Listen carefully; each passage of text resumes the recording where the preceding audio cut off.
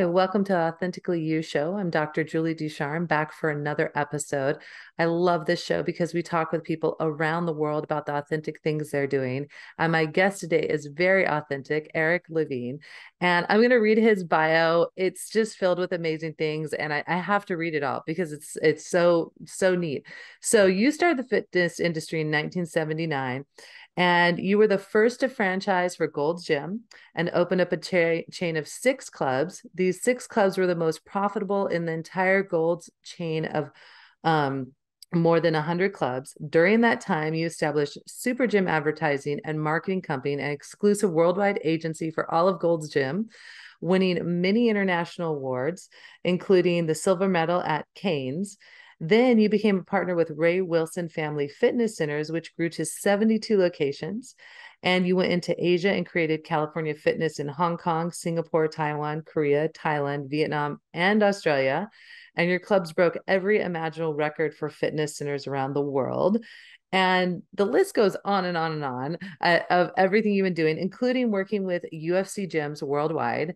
So I am super excited because, I've never talked to anyone on any of my podcasts who have done what you have done. And so I'm really excited to see first, how did you get into this? Because, it sounds like you started with gyms and then you just took over the world. So I'd love for our listeners to hear your backstory. Well, thank you for having me on your show. You Ah, know, it's an honor. We met a couple of months ago and had dinner together, and we hit it off with all of our stories. We could have stayed there all night. So I'm yeah. happy to be on your show. My father was an athlete, and I was born in Montreal, Canada. So from the very beginning, we ate well. He would take me to the Y every weekend, all day, and I was part of that world. We took vitamins even when before vitamins were probably allowed to be taken, and we the really the owners of the fitness world, bodybuilding world, Mr. Olympia were the Weider brothers, Joe and Ben Weider, and they were also born in Montreal. And my family went to the same synagogue as them, so they were very close. My father, and so it was part of our early life. My dad was a national athlete in volleyball and water polo. So Ah, yeah, I loved it. And I'll try to tell you some funny stories along the way. So, and when I was growing up in Montreal, and I don't know if people know, so the winters in Montreal at that time, it was just terrible, right? And I got a job working at a fitness center, a spa, a chain of 12. Now, just to give you a reference, a brand new Corvette, full on 427, 435, was 5,000 Canadian dollars. wow. So I got this job, and for all the ladies out there, men and women never worked out together. It was taboo at that time. Wow. So yeah, Monday, Wednesday, Friday were women, Tuesday, Thursday, Saturday were men. So I got a job working 3 days a week. So it was very intensive training, though. The manager says, "Do you have running shoes?" I said, "Yeah." He said, "You're hired." And that was the training, and the that's all I got. Oh my So gosh. that's it compared to today, right? Yeah. And shows you where we're at that time. Make a long story short, I started taking people around, and he came to me and said, "Eric, everyone you take on a tour, they join our company." I said, "Well, isn't that what you want?" He said, "Yeah, but it's unusual. So you want to be a salesperson." And I'll shorten it again. Within about 60 days, I was the number one salesperson out of about 100. And then I became manager, and I'm only 17 at the Wow. time, 17 and a half. And here's the kicker. I was making almost $4,000 a month. Wow. So 17, still living at home. I'm the manager of a club walking distance from my house, and I'm making a Corvette every 5 weeks, right? Wow. So everything seems to be going well. My father is very proud of me. I'm making more than lawyers and doctors. Well, not doctor, but Mhm. other kind of doctors. I'm making more money than them. And my girlfriend's mother called me on the phone, which is very unusual. I knew she didn't like me, but um, she says, go and get the Newsweek magazine. And I said, why? It's snowing out. It's a blizzard. Just go get it. So very unusual for her to call me. We don't have mobile phones at the time, right? So she's calling my house. I go to get the Newsweek article, and on the cover is like a Christie Brinkley shot of the hair, the blonde hair, the water, the splashing, the ocean. And it said, Club Med, the GOs, the true gypsies of the world. And I said, what's a Club Med? What's a GO? What is all that about? And I read the 10 pages on the life of these people. And basically, I would have died for that job. I mean, they had the craziest, most wonderful life. GO really just meant nice instructor, nice person, nice organizer, French company. And I spent all night long doing my resume because I wanted to go there so badly. And I got, I actually got the job. And that's another story about how I got it. But so the good news is I got a letter saying, congratulations, Eric. We'll see you in Martinique in the French West Indies, April 15th. Wow. So I was so excited, and because the ice was this thick on the windows on the inside of my house. And now the good news is I got the job. Now the challenge is telling my father, my Jewish father, that Dad, so he's in the room with me. I say, Dad, I got some great news. So, yeah, what's that? I said, I'm going to Martinique. And he says, well, like a dog when he hears a strange noise. What's Martinique? I said, it's an island in the French West Indies. Oh, how long are you going for? I said, 6 months. So what do you mean? What about your current job? No, I'm leaving my current job and I'm going to Club Med Martinique. Said, oh, naturally thinking I'm going, to get a big raise. He said, well, how much money are you going to be making? Knowing that I'm making $4,000 a month. And I had to look at him, stare him in the eye and say,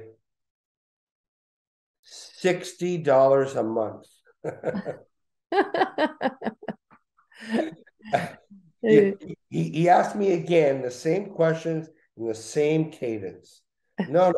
How much money are you going to be making a month? And I said, $60 a month. And he just walked away as if he was in a trance. Impossible. Impossible. And why that's important was because I know a lot of your listeners are entrepreneurs, right? Mm-hmm. So as entrepreneurs, we have to keep our awareness on all the time. It's our show, right? And we have to gather all the special things that are magically around for us if we're awake, if we're conscious, if we're sensitive. So I went to Club Med without any expectation other than having the wildest party possible. 6 months in one location, go home for a month, 6 months another place, all over the world. Wow. And so I didn't have education in marketing or anything like that. But Club Med taught me everything I know about branding, marketing, and what I saw was this. So Club Med, 3-star hotel, 3-star foods, 3-star sports. The shows, which I was doing because I was an actor when I was young. We put them on like camp type of shows, nothing special. And when people went to leave in the parking lot, they were hysterical. They didn't want to get back on that bus to go home for anything. Doctors would say, can I stay? I'll work on the scuba boat. I'll give up my practice. I just want to stay here. And I watched that over and over, and I realized that it's never to do with the money. It's never to do with outside issues. It's about the feeling that they got. The members felt so special. We touched them in their heart. a way that they hadn't felt maybe ever. And these people were customers forever. And they would talk about it to everyone they knew. And so I learned about branding. Okay. At the time, the commercials that they had were 15-second commercials saying Club Med, the antidote to civilization. Hmm. And I looked at the people that I worked with. So again, for all your entrepreneurs, hiring right is one of the key things for success, regardless of what industry you're choosing. That doesn't matter. Yeah. So the people that I worked with were from all over the world. There was 100 of us and about 500 locals. We represented maybe 50 countries. Wow. And when I went to New York City, there was 2 days and it was filled with gorgeous women and gorgeous men. And I thought, if I'm them, I'm going to hire everybody. So years later, the guy that hired me, he was the chief of animation, entertainment for all Club Med.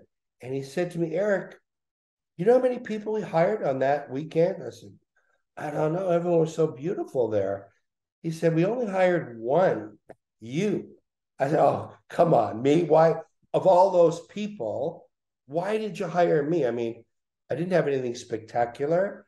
And yeah, I speak French, so it's a French company. So no, that's not it. He said, you see that sparkle in your eye, that wild sparkle? That's what we want. And that's why you're here. And I had to, that was complimentary, but I said, what's the lesson here? You have to be crazy? No. The lesson is when you're hiring or trying to be hired, shine, really shine. Yeah. Put on that special thing that you all are. We all have something that we are unique about us. Let it out. Let it out. And Yeah. when you're hiring, the same thing. Look for the specialness of the person. And if they're willing to show it, those are the ones that you want to have on your team. And another thing that I've learned for all entrepreneurs is hire with the people that mostly have it already. They have that sparkle, but they're pretty close to what you're really looking for. Even with all the training, I found that I can only enhance somebody's abilities about 10-15%. If they're not the right person, it's not good for them or for you. And hiring right is such an important for every aspect, building the team, the motivation, the passion, everything. But hiring wrong is a complete energy vampire. Costly, it could bankrupt you. So Yeah. be very aware of this person fits into my world. The brand is the brand, will enhance the brand, will be proper teammate. So important. So So you were mentioned, as you mentioned that, I'm just thinking about an article that I read about you, and it was talking about one of the locations you opened up and your people went on strike. And I think it said you ended up firing them and hiring a whole new group. And that yes. sounds exactly what you're talking about, that you really felt like that you needed a fresh group. And it ended up turning out fantastic for that launch in the end. I think you mentioned, I think it said in there it was a little delayed launch, but you just, which is kind of interesting to me, right? Because that's a big thing for you to just go, we're going to let everyone go and we're going to start over. But it was such a success for you. Well, it was, I'll tell you the investment. This was Seoul, Korea. This is our first club. It's 85,000 square feet. Wow. The rent, now remember, this is 20 years, more than 20 years ago. The rent was 450,000 US dollars a month.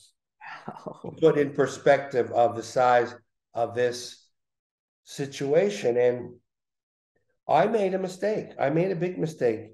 Not really understanding the culture. And each country in Asia has its own culture. Even if they're Chinese, They're different in Taiwan versus China versus Singapore versus Malaysian Chinese. They're all different.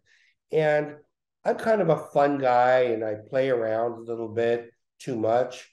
And so this is my first meeting of the team in Korea. And I did stupid things. I their model of who the CEO should be was the big black glasses. My father, the previous CEO, and my uncle and my grandfather, I mean, 7 generations to get to this place. And it should be in a certain color suit, certain square shoes, and that's it. That's who they wanted. That's who they perceived would be the authority that they should follow. And I had hair down to here. I was like Hulk Hogan, and I upset them. I made a mistake. It's my responsibility. So they thought that for that they could take advantage, and we're ready to open. I have all the biggest actors and singers coming for our grand opening. I'm in a course in San Francisco called Learning as Leadership. It's a 2-year course. This was a 10-day course in the middle of everything. It's a wonderful course. And my COO calls me and says, everyone's gone on strike. I said, we haven't started yet. Strike about what? Well, their demands are they want an annuity on all the agreements. They want double salary. They want to work 35 hours a week, et cetera, et cetera. I said, well, have you spoken to them? Yeah. I said, who's involved? He says, everybody. So I thought about it for a minute, and my course was over a day later, a day and a half later. So I flew. He said, what should I do? I said, I'm coming out there. It's really important. So I flew out there, landed, and I said, what do you think we should do?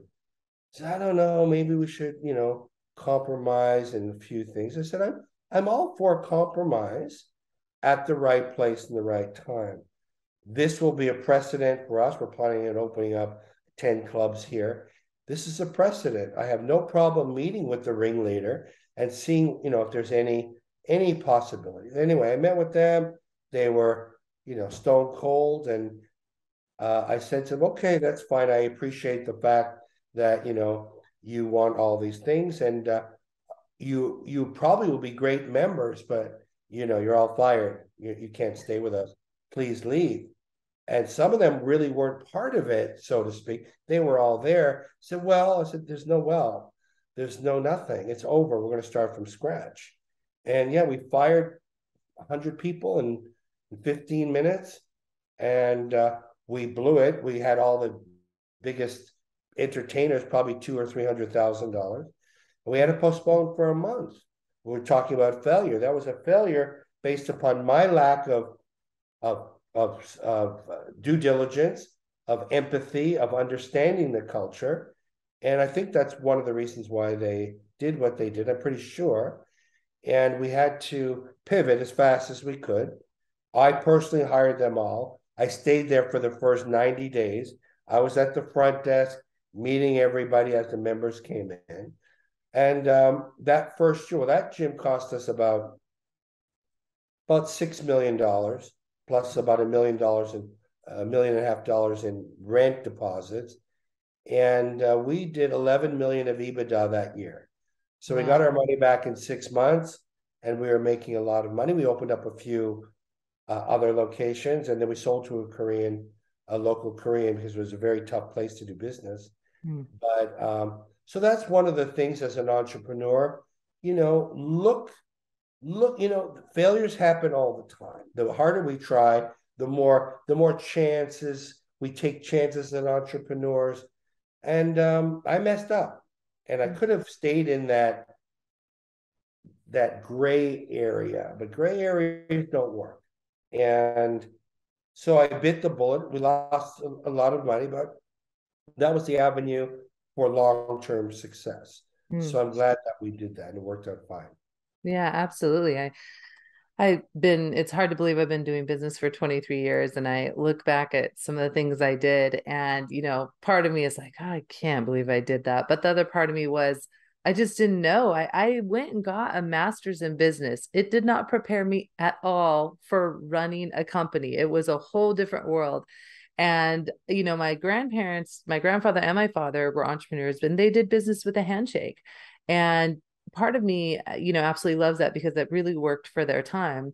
But I quickly learned that I couldn't do it with the handshake. I had to put all these protocols in place and these contracts and all these things because I was losing money left and right because I was just trusting people would pay. And, I look back on that when we were doing paper receipts and I had dial up and now everything's streamlined through automatic payment programs and scheduling programs, and it's amazing. But I remember thinking about just some of the things. In fact, my worst debacle was, my events company, we had characters and I never thought about copyright. And so when I did an ad, I put the name Spider-Man in the ad. Well, believe it or not, Marvel tracked me down, my little tiny company, and threatened to sue me if I didn't get rid of Spider-Man. And so I went to see a friend who was a lawyer, and he, of course, dealt with it and gave me a very good lesson. But I didn't think about copyrights or anything back then. And so we learned our lesson on that. But it's what made my company better in the long run because I learned better ways to do things. So you have a really great success rate at opening these and growing them massively and then selling them. Can you share maybe some of your secrets to success on how you seem to do this on a large scale over and over again? Thank you. I have a bit of a cold. Sorry for that. Oh, no worries. It's going around. Going around now. So I am a big picture thinker. I just who I am. I don't I can do so here's another entrepreneur thing. Most of us are big picture thinkers, and if we're kind of like myself, you need to surround yourself with people that complement you. They're going to do the things and bring up to you the things that you don't see because you're going like this, but you stepped on a landmine here and there's one up there. So surround yourself with complementary people, like a tough accountant and a lawyer who's so negative, you can't even take it. They will complement your team if you're someone like myself. So I look at the world as possibility. Um, I left home when I was 14. I ran away to India looking for a guru. So that's a whole other podcast, another story. So the world for me was my backyard. It never bothered me. And to Club Med, going back to what I learned at Club Med, if you could make your business special, it doesn't matter what business, okay? If you make it special, and then here's the key, okay? To be able to scale your business, you have to make it, I don't want to say idiot proof, but a very simple template that can be repeated over and over and over again. And and we'll talk about mentorship in a little bit. I had a mentor just passed away, 94 years old. Wow. And he asked me, because we grew together, we grew to 72 locations. Wow. And at the beginning, he said to me, Eric, do you want to be a one club operator or you want to be the chain operator of 50 or 100 clubs? I said, no, I want to do that. And he taught me the difference of, look, you have one store, one club, whatever it is. Yeah, you can do everything. Sure. You can do everything, sale, marketing, branding, hiring, whatever, everything. But if you really want to make it big, you have to learn how to scale with simplicity, with systems that can be repeated, whether the owner or your franchise or the person that's running your place, they're 70-80% as good as you. They're not going to be 100% as good. Although sometimes people are better than you, and that's, I can talk to you about that as well. But you want to make it that it can go global. And when I first got to Hong Kong, which was my first club in Asia, everyone told me the Chinese will never work out. Women will never sweat in front of a man, and et cetera, et cetera, et cetera. But I knew that fitness made everybody feel good, and that was the key. I'm going to improve their health and their happiness, and they're going to become better mothers, doctors, people. So I knew that was going to work. The only thing I was concerned about was I a little bit too early, because my rent there was 250,000 a month, and you can't wait for a year for them to click on. Yeah. So I would go to the places that I think that my industry had an opening.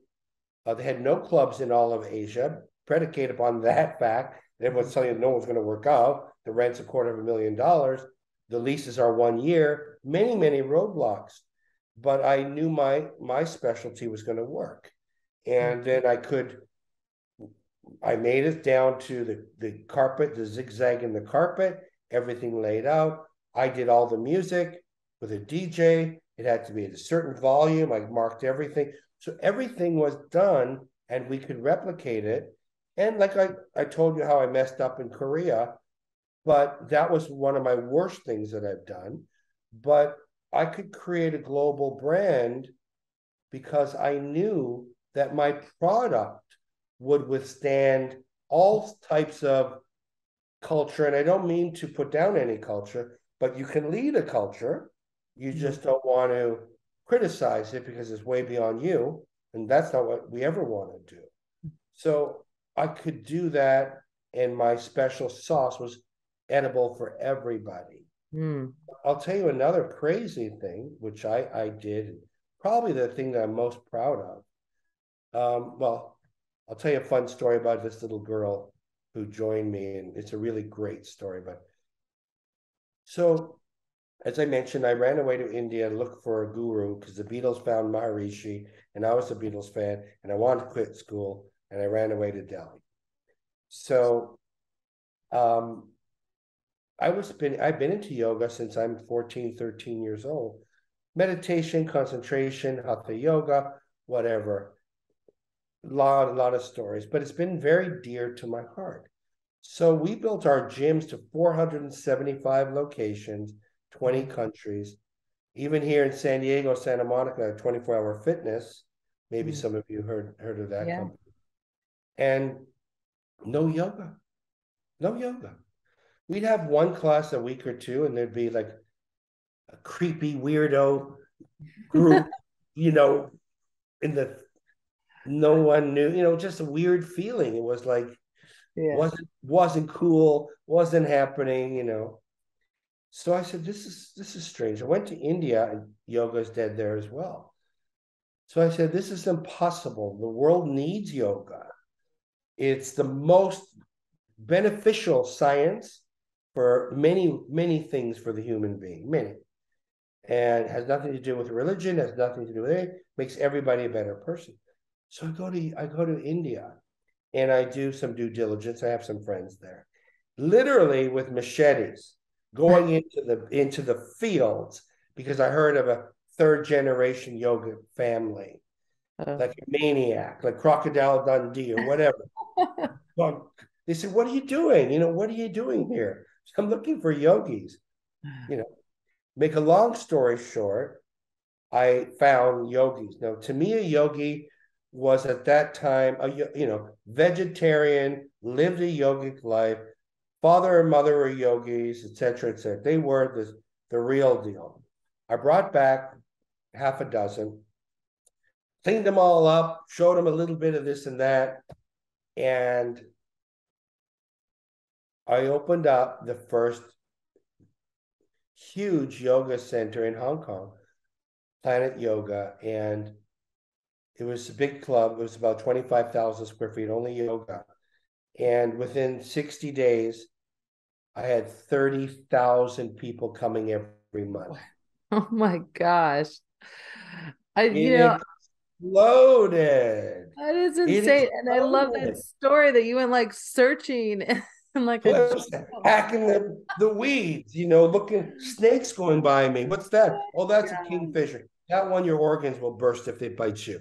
Oh, Oh okay, let's keep going on the road. I And love look at though the and extreme look at it now. I mean, yoga is there's nothing bigger than yoga. it's Of course, true. it would have been. I helped restart it, but the consciousness of the world, we're waiting for it. And I helped it get started. And hopefully that good karma is going to balance all the other bad stuff I've done. I'm hoping that I have some sort of a balance going forward. I think you've helped a lot of people in fitness and health and yoga. So I definitely think that that would absolutely balance it. I just love, it's such a lesson, right? That if you want something bad enough, you just got to go get it, Got to do right? it. I mean, Got to do you could have just been like, I can't find anyone. I'm just going to, but you went searching for it. And that's such an entrepreneur thing, right? Because I love hearing stories from entrepreneurs about how they found that thing or that niche and how hard they looked for it, and that's such a great lesson to learn. I mean, I'm always going to remember this, that you were it. going with a machete through a jungle to find the yogis. And then to hear 30,000 people in 60 days, And then we I opened love it it. up everywhere, then, Julie. We opened it up all through Asia, brought it to Santa Monica, which is probably ground zero for yoga in the world today. Yeah. How many careers, how many people got healthy, how many new industries are offshoots of yoga? I mean, everything almost, right? All the foods and the clothing and the Yeah. mindsets and the tapes and how big meditation is now. And just took some crazy guy or girl, go take a shot. Go take your shot. Just go 100%, take your shot. Doesn't matter if it hasn't been done before. Doesn't matter if it's weird for that place. If you feel it and you believe in it, do it, try it, go for it. And Well, and the worst thing that happens is it doesn't work, which you yeah, had you something learn. that Yeah, didn't work, but you're still a huge success because you kept moving past those things that didn't work. yeah. Yeah. And I have some things I know. I asked you before the show that were predominantly it's for mostly women here, women Mm-hmm. listening. I want to tell you that you're so important and powerful when you stay in your energy, not looking outside. How are they going to think of me? Oh, I'm a woman. Oh, that's a man's job. Oh, they don't like us here. Whatever, all that's nonsense. I have worked with some of the greatest women who went to the top, were fearless. I'll give you two quick stories. I'm in Korea and I'm teaching PhDs and master students about the business of fitness. And at the end of the show, this girl came up and she was like Rain Man. She was traumatized, some sort of Mm-hmm. trauma, where she really couldn't look at me, and she was kind of attractive, but there was a problem there. And like her toes were going through the sides of her shoes. She had no money. And she said to me, "Sir, can you give me a job?" And I said, well, how old are you? She looked like she was 15. She said, "I just turned 18." She said, "I have my master's degree." I said, "At 18?" She said, "Yeah, I'm going to get my PhD next year." I said, "How so?" She said, "I'm a good student in Korea. You're a good student. You go all the way up." I said, "Okay." I have that in exercise physiology. So, okay. She says, "I need a job. My mother's sick in the hospital. My father can't afford to take care of her. He sells fruit outside. If you know Korea, 6 months of the year, it's really cool. He made $3,000 last year. I live in a small room. I could touch the sides, no windows, and no plumbing, nothing. I need a job. I want to save my mother." So I said to her, "Okay, right away, even though she was she wasn't ready for much, I saw that thing in her. I saw that.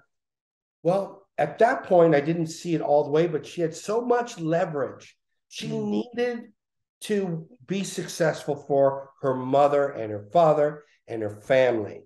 So I saw that, and it was genuine. And I'm thinking, give her a shot, give her a shot. Let's go all the way with her. Her name was Ra. And to make a long story short, I sent her to call this manager. He'll give you a job as a personal trainer. You can make $2,000 or $3,000 a month if you're a good personal trainer. So, oh, that's fabulous. She calls me back and she's like, "I got a better job. I'm a sales counselor." I said, "No, no, no, Ra, that's not you. Got your master's degree. You can do personal training." She started to cry. She said, "But he said I can make more money." in sales. I said, yeah, but you're not there yet. Your personality needs to be developed more. She started to cry. And I said, okay, look, under one condition, you come to my office for a week straight. I'm going to make an example out of you. I'm going to mentor you, I'm going to teach you all the shortcuts. I'm going to teach you why it's so important for everybody that you're successful. She came over. She did everything exactly like I said. Put the pen down, cross your legs, push back, 5 beats before you. She was a master. Hmm. We had 475 clubs, probably about 9,000. About 9,000 salespeople. Hmm. I tell everybody this girl Ra is going to be number one in the company, and they're all, yeah, sure. She's about 5 foot tall, very skinny, like a little tiny bird. So I gave one of the managers some money. I said, fix her up, let her look up to date, get her clothes, make her feel confident, and we'll start her as a sales counselor. Every day I get a list of all the sales counselors, if I want to, so naturally I'm looking to see where Ra is. Nothing. Day 1, day 2, day 3, a week goes by, there's nothing. I call her and she answers the phone. Hey, Eric, how you doing? Like some car salesman in Las Vegas. I said, Ra? She says, yeah. She says, oh, thank you. You saved my life. This is the greatest thing that's ever happened to me. I love it. Oh, that's nice. That's good. But you're not doing so good. She says, oh, I got to try harder. I said, yeah, but you haven't made one sale. She said, oh, I forgot to tell you. My nickname is Juliet. I'm 8th in the company. And she made $13,000 that month. Oh my gosh. 13,000. She finished 6th or 7th, company wide. This is 20 plus countries. That was September. She finished 10th, October, November, December. And I said to her, that's not good enough. I want you to be number one company wide every single month. And if you do that, excuse me, I'm going to promote you to the biggest position in Korea every month. Number one. She's 5 foot tall, frail little a girl in Korea, which is a very, at that time, 20 some years ago, very male, dominated with the old style beliefs, etc. And I promoted her to the manager of that 83,000 square foot club, where she's got about 300 staff. And a year later, she showed me her Dean Witter account. She had $475,000 saved up. Saved her mother's life. I met her mother, the hugs and kisses, saved her life, father. And she was such a great leader because she had that empathy and the strength. And she never had to use it. And she's, one of my greatest stories. And I'm telling you that for many reasons.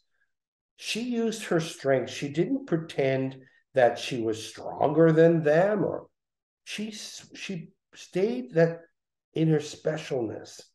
Her specialness would shut a 6'6" bodybuilder, personal trainer down just by giving him the look. Stay within her energy. She had that. And that's a tip for all women out there. It's not a competition. You're not competing against a man. You're complementing the situation, but staying with your energy. Your energy is more than enough to do anything you want. And have the confidence in that. You don't have to go outside of that. You don't have to prove anything. Stay in your lane with your power, and everything's going to fall by like bowling pins. And I've had that with all different types of women throughout my businesses all over the world. And so be cool, be confident in who you are. You're not competing. Don't look at it as a competition. Be the best you can be for you. That's more than enough. You'll own the world. I love it. Thank you for sharing that. That's so powerful because it is true. I mean, I wrote a whole book called Authentically You, and it was about me doing the opposite. I was trying to mimic my male counterparts because I thought that's what I needed to do to be successful in the industry, was do what they were doing. And it was such a lesson learned that when I finally did embrace who I was and embrace my strengths and recognize my weaknesses is where I really excelled. And people actually really loved me as me, you know. And so I appreciate that because women do think that they have to compete, that they have to behave in a different way than what their actual style is. And it's Yeah. such a negative thing for women. I've never seen it work out for a woman when It they do won't, that. because it's not in the universal flow. It's people see that, you know, women see that to women, men see that to Yeah. women, men see that to men, Yeah. and it's not right. It's sweetness, confidence. When I see women that are confident, just like when I see a man confident, what's more powerful than that? Mm-hmm. And you add the sweetness instead of thinking you have to be hard because some jerk mentioned that you got to be hard 50 years ago and someone wrote it down in a book. Forget it. Be here right now. Be sweet when you need to be sweet. Be factual when you need to be factual, and be who you are and shine. And everyone's going to shine with you. And that's the power. That's the power. Yeah, I love that thing. And I appreciate you saying that, especially from a man's perspective. You know, a lot of times men don't want to talk at all about women or their role or how to behave in the workplace. And I think it's so powerful coming from you and hearing your story of how you empowered a woman that you saw needed help, but you saw her potential. And that's so powerful because we need to do that as leaders and owners of our businesses is to see that potential. And I definitely have a few wonderful young women that many years ago I did the same thing, and people were like, "You're crazy. Why are you hiring them?" And I was like, "You know what? I see their potential. They just need someone to give them a chance." And I remember people giving me a chance. I mean, I was 23 when I started teaching at the college. That's very young. And I remember the chair of the program got in touch with me. I was coaching there, and she said, "I'd really like you to come and teach public speaking course." And I was like, "Well, what? I have my master's, but why would I teach public speaking?" She says, "Well, I've heard you speak, and I think that you would be a great teacher." Well, I didn't know anything about teaching or anything, but she took me in and she had me be this co-teacher with her and whatever. And of course, I ended up working with her for the last 23 years, and she recently retired. But she was the first person to ever give me a chance and see my potential. And so it was such a cool thing to go back to that, and 23 years later and be like, if you hadn't pushed me into that and pushed me, it led me down that whole path, which eventually got me to where it's at. So I absolutely love that. Now I know we're coming towards the end of the podcast. I could talk to you forever, Eric, like seriously, but I also know you're sick, so I don't want to ruin your voice. But gosh, I love all the advice you've been giving. And so I know you have a lot of things going on. Obviously, you have so many different things. Is there any new projects or anything coming up that we can keep our eyes out for or follow up on? Well, I'm actually working with, we're both part of a very interesting alliance called Bellwether Alliance, where it's kind of entrepreneurs, do good entrepreneurs. We have our own credo. We believe in win-win for everybody. And we're both part of that, Dr. Julie and myself. And I'm doing some projects with some of those people there. And Dan Vega, he's the head of the alliance. And we're looking at doing some schools in the gifted world. Mm, Because my son is gifted, and I live in Los Angeles, 11 million people, and there's two gifted schools. yeah. So it reminds me of going to Hong Kong where there's no gyms. Mm, These kids see things differently. They learn differently. A lot of money goes to disabled children, as it should, but no money's going to these gifted kids. mm, And so they're all homeschooled. Every parent's going through the same story as I have, and the need for gifted schools. So again, to your question earlier, Julie. So what's my vision?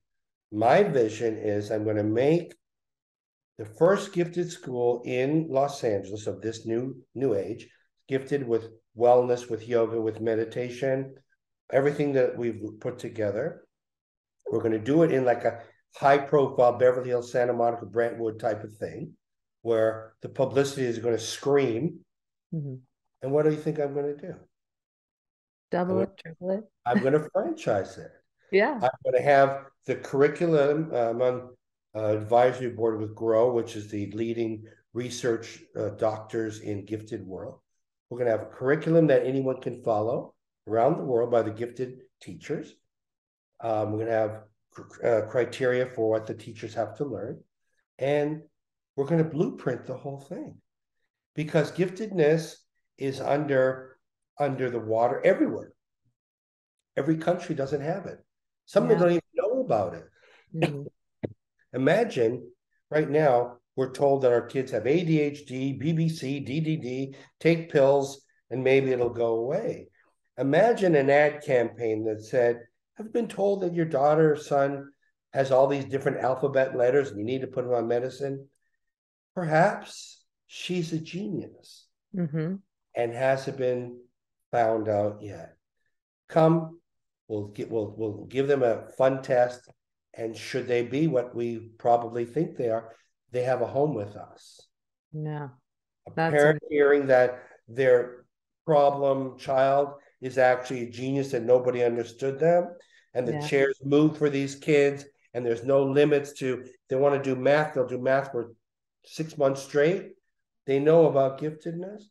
And we're going to, so all your listeners, mark my words, Mhm. in 2 years, there's going to be franchise of the gifted schools that we're going to create for the whole world.